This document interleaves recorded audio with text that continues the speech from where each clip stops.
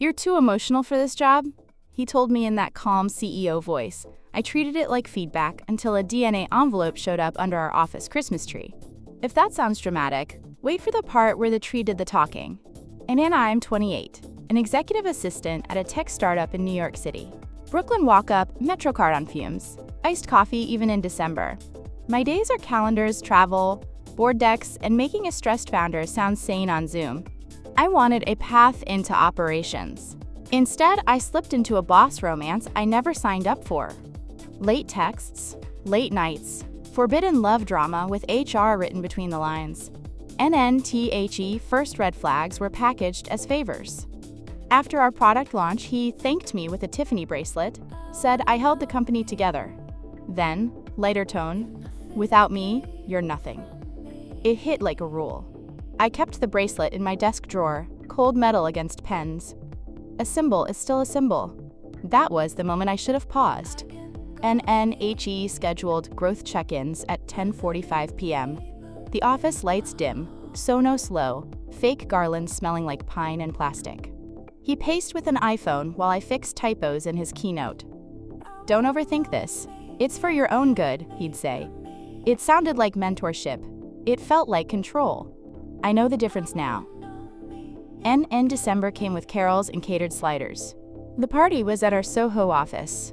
Fairy lights around monitors, rented photo booth, folding table as a bar. The twins, his kids, showed up for the first hour in matching reindeer sweaters. They waved at me like they knew me, and I laughed because what else do you do when investors, spouses, sip Prosecco beside a tree? It felt like a coincidence. Or so I told myself. And gifts piled under the tree. Branded hoodies, joke mugs, a few flat envelopes for bonuses. I was supposed to hand them out during the toast after the COO's speech. That's when I saw it.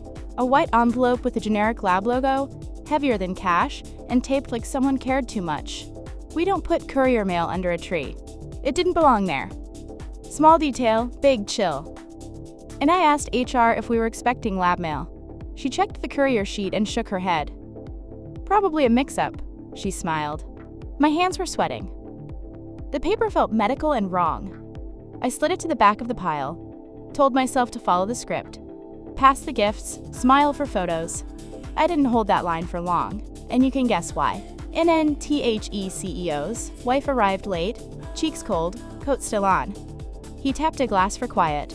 The playlist hiccuped. When I started passing gifts, the lab envelope kept sliding forward like it wanted a stage. The room smelled like Prosecco and rosemary fries. The speaker crackled once, like a warning. Everyone's eyes were on the tree. And I handed out boxes fast, kept the envelope tucked, then lost it in the shuffle. 2 minutes later, his wife reached into the pile and pulled it up like a card from a rigged deck. "Oh, what's this one?" she laughed. He tensed. She split the seal with a fingernail. Paper rasped loud in the quiet. And that's when I recognized the logo. I glanced at the twins. Big eyes, identical cowlicks, frosting on their lips from the cookie tray. Her face went from pink to chalk.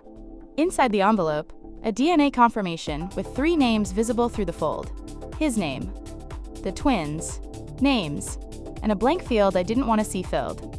His voice went gravel. "It's a mistake." The music cut mid-chorus. It only got worse from there. NNHR took 1 step forward, then froze. Investors studied their shoes.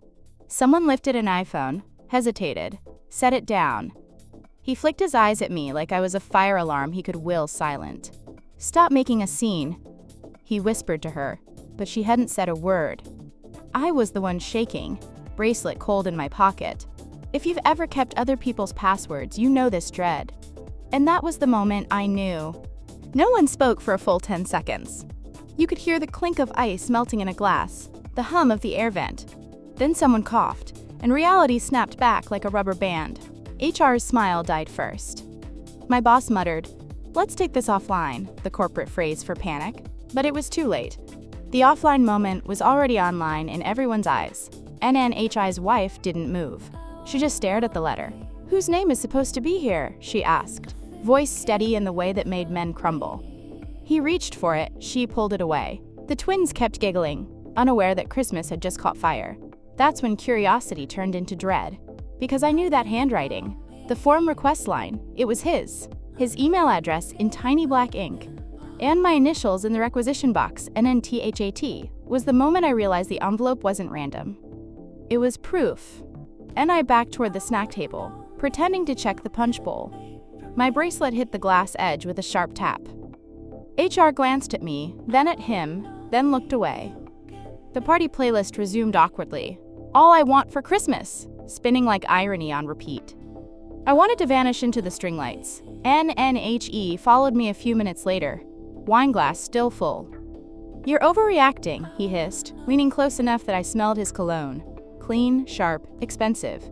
It's just a clerical error. Then why was it under the tree? I asked. Because someone wants to hurt me, he said. Maybe you. NNTHAT hit like a slap. He stepped closer, voice low. Don't say anything stupid. This is for your own good. There it was again, his favorite weaponized kindness. Gaslight gift wrapped as protection. Nye mumbled something about checking coat tags and slipped away to the kitchen. My coworker from finance, Nate, was there scrolling his phone. You okay? He asked. I must have looked like a ghost. I said, Did you see who brought the lab envelope? NHE blinked. I thought it was yours. The courier came earlier. Your name was on the clipboard. NNTHAT made my stomach drop. My name. Not HR's. Not his. Mine. Can you check the log? I whispered. Nate shrugged but started typing on his phone. 2 minutes later, he showed me a photo of the delivery sheet. Requester. M. My initial. Requested by CEO email. So he used your name, Nate said. That's insane. Insane was one word. Illegal might have been another. My palms were wet. I kept wiping them on my dress. And that was the moment I stopped doubting myself. Whatever this was, it was deliberate. And back in the main room, the energy had changed. Laughter had gone brittle. His wife was gone. Twins, too. Coats snatched from the rack. The CEO stood near the tree, pretending to chat with investors who were clearly planning exits. HR pulled me aside, whispered, Stay calm. We'll debrief Monday. Debrief? I repeated. This isn't a product sprint. NSHE gave me that polished empathy look they teach in management training. Half pity, half fear. Just don't post anything, she said. Company optics. NNTHAT phrase stuck in my throat. Optics, like truth, could be airbrushed. And I grabbed my coat, headed for the elevator. The bracelet caught the overhead light. Tiny spark, big reminder. On the 5th floor landing, I heard footsteps. He was there, voice low, angry. You'll ruin everything if you talk. I haven't said a word. I said, then keep it that way. He snapped. Without me, you're nothing. Classic. Power is prophecy.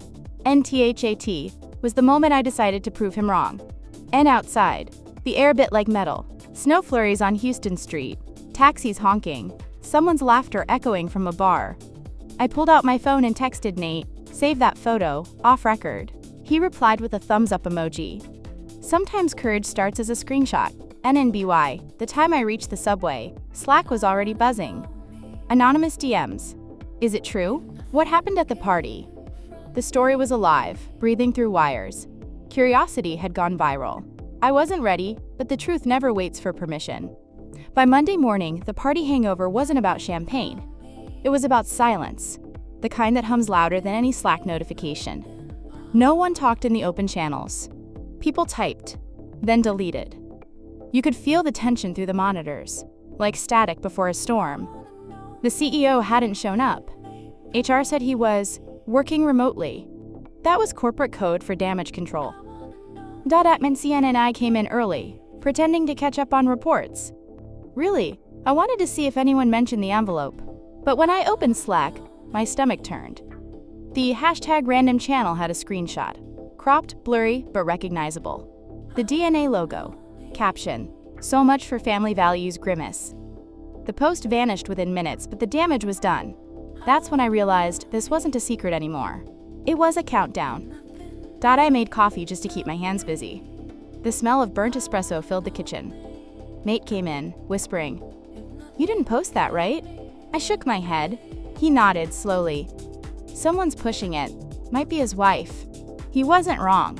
The tone of that caption screamed personal vendetta. At 9:47 a.m., the CEO finally appeared on Zoom. His background was fake, one of those minimalist offices with perfect lighting. He said we should refocus on quarterly goals. The word refocus hit wrong. I could see panic hiding behind the calm. He didn't mention the party, the envelope, or the fact that his wife had unfollowed the company page on LinkedIn. That silence said enough. Then came the message. A private Slack ping, NN, CEO, need to see you. Conference room 2, now. Every part of me wanted to ignore it. But curiosity is its own trap. I walked in, blinds half closed, projector still warm from a meeting. He looked wrecked. Tie loosened, phone face down on the table. He started before I sat down. "They're spinning it. Someone's framing me." "Who?" I asked. "And in HR, maybe investors? Or you?" There it was, the accusation I'd been waiting for. "You used my name on that courier form," I said quietly. "You made me the requester." NHE rubbed his temples. "I was protecting you. Protecting me. The same line dressed as care. From what? From fallout. You think anyone will believe this wasn't your idea?" NNTHAT line hit cold. "You think anyone will believe you?" I'd heard variations of it before. Subtle. Poisonous. That was the moment I realized he wasn't scared for me. He was scared of me. I told him I had the courier sheet. He froze, eyes narrowing. "Delete it," he said. "It's not worth what comes next." "And what's that?" I asked. NNHE leaned in, voice low. "You'll lose everything. Job. References. The industry talks." It was pure threat, wrapped in concern. "This is for your own good," he repeated, and I almost laughed. He still thought he could script my reality. NNTHAT night. I couldn't sleep. The bracelet sat on my nightstand, catching the glow of my phone. Every few minutes, a new DM popped up. People asking what really happened. A couple of journalists followed me on LinkedIn. Someone tagged the company in a vague tweet, "Holiday party scandal brewing in Soho startup." I deleted every notification, but my pulse didn't slow. At 1:13 a.m., Nate texted, "FYI, wife just posted a photo. Envelope under tree. Caption, truth looks good in red." I opened Instagram. There it was. Our office tree. Fairy lights blurring around that cursed envelope. The post already had hundreds of likes. I could almost hear his career cracking like ice. And that's when I knew the story was bigger than me. NNBY. Morning PR had gone into containment mode. Internal memo. Please refrain from commenting externally. We value privacy during this sensitive time. HR called me into a glass room and said they'd temporarily reassign me until things stabilize. Which translated to, "We're parking you where you can't talk to press." And I left with a cardboard box and my bracelet in my pocket. Snow was falling again, soft and fake looking under streetlights. Every step felt like walking out of an illusion. He'd said, "Without me, you're nothing." NBUT outside that glass tower, I felt something else. Maybe, for the first time, I was free. NNTHAT was the moment I decided to act. I didn't go home right away. I sat in a 24-hour diner on Lafayette, still in my office dress, phone buzzing with unread messages. The city outside looked like a snow globe someone shook too hard. I ordered black coffee I didn't even drink. My mind kept looping one sentence. He used my name. Not romantically, not emotionally, legally. That changed everything, and I opened my laptop. Nate had sent me a zip file, the courier form, time-stamped, the CEO's email, the billing code tied to the corporate card. He had added a short note. "If you leak this, do it smart." I stared at that line. Smart wasn't what I felt. I felt cornered, scared, furious, and weirdly, curious. How far could truth travel before it burned? And NTHAT was the moment I started planning. And option A was quiet. Send everything to HR, ask for a settlement, disappear. Option B was nuclear. Anonymous leak, public accountability, no turning back. I made a pros and cons list on a napkin, like it would make me feel sane. Pros, freedom. Cons, everything else. NNBUT. The thing about being someone's shadow for too long. You forget you exist until light hits you. And now the light was everywhere. N and I created a burner Gmail. Drafted an email with attachments. Subject line: internal misconduct, misuse of employee identity, plus falsified documents. I hovered over send. My hand shook so bad I almost spilled coffee. Then I stopped. If I did it impulsively, they'd trace me. I needed a layer of protection. Or maybe courage in an SO. I called the only person I trusted left inside the company, our operations manager, Claire. She'd always been diplomatic, Switzerland in heels. I asked to meet. Off record, I said. NNSHE showed up 2 hours later at the same diner, smelling like peppermint gum and exhaustion. You look like you haven't slept, she said. And I haven't, I replied. Whatever this is, tell me it's not about the party. It is. And I slid the printout across the table. Her eyes scanned the courier sheet, then widened. He used your name? Yeah, that's identity fraud, technically. Technically? NSHE exhaled, then whispered, if this gets out, the board will bury him. NNHER tone changed. Professional interest replacing sympathy? What do you want exactly? I want him out, and I want my name cleared. Claire looked at me like she was running numbers in her head. If I help you, you didn't hear this from me, she said. But the wife's family are investors. She's already talking to legal. NNTHAT was the confirmation I didn't expect. The storm was bigger, already spinning. I wasn't the only one holding receipts. NNTHAT night, I did send the email. Not to the press, not to HR, to his wife. I attached the courier form, removed my name from the signature, and wrote 3 words. He used me. Then I shut the laptop and waited for the sky to fall. It didn't take long. NNBY morning. The company Slack was on lockdown. Channels archived. Admin privileges revoked. A rumor leaked that the CEO's resignation is effective immediately. His profile vanished from the website. The official email called it a personal decision. Everyone else called it karma. Anne and me? HR scheduled a transition meeting. They offered severance if I signed an NDA. I looked at the paper, smelled the ink, felt the weight of that Tiffany bracelet on my wrist. I said no. The HR director blinked like no one had ever said that before. NNTHAT was the moment I took my power back. NNTWO days later, Claire texted, FYI, wife filed for divorce. Board installing interim CEO. You might want to check TechCrunch. The headline hit that afternoon. Startup founder steps down amid internal misconduct investigation. NNTHE comments section was brutal. People love a scandal more than a success story. I scrolled once, then closed the tab. I didn't need revenge to feel whole. I just needed to stop living in his shadow. Still, curiosity whispered. Who dropped that envelope under the tree? The courier log didn't say. I'd assumed it was a mistake. But maybe it wasn't. Maybe someone wanted me to see the truth. And then that question stayed louder than everything else. 2 weeks later, the office felt like a ghost version of itself. My keycard still worked, but no one looked me in the eye. The startup that once bragged about doors. Slack channels were graveyards of deleted threads. HR's new favorite phrase was, moving forward. I'd become the invisible headline everyone pretended not to read. And I packed the last of my desk stuff.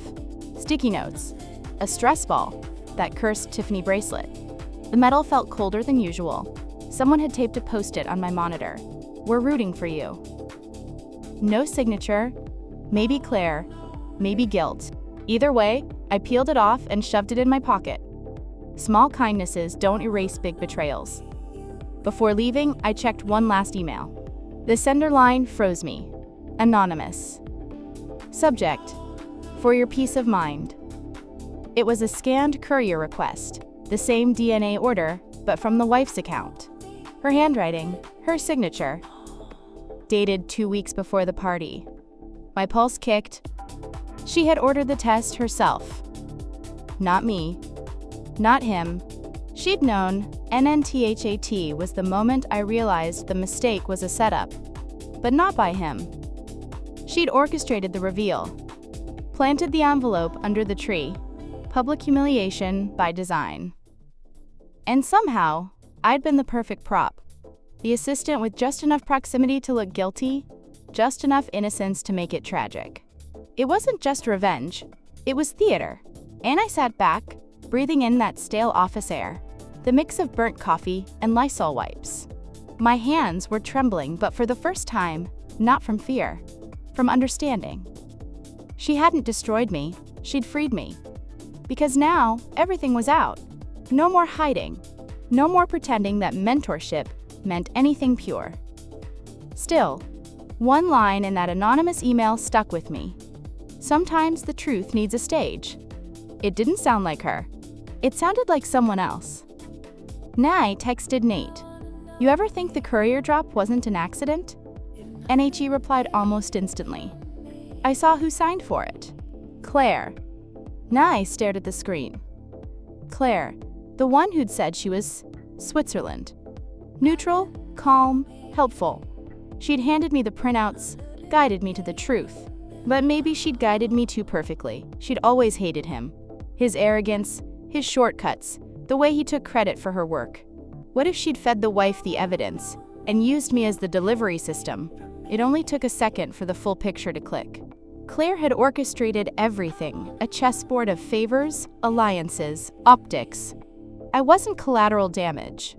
I was her endgame, and that's when curiosity turned into clarity. And I didn't confront her, didn't need to. The company was already unraveling, the board would promote her next. She'd win her war. And I'd walk away with peace. Not glory, not a LinkedIn announcement. Just silence. And I turned off my monitor for the last time. The bracelet clinked against the desk.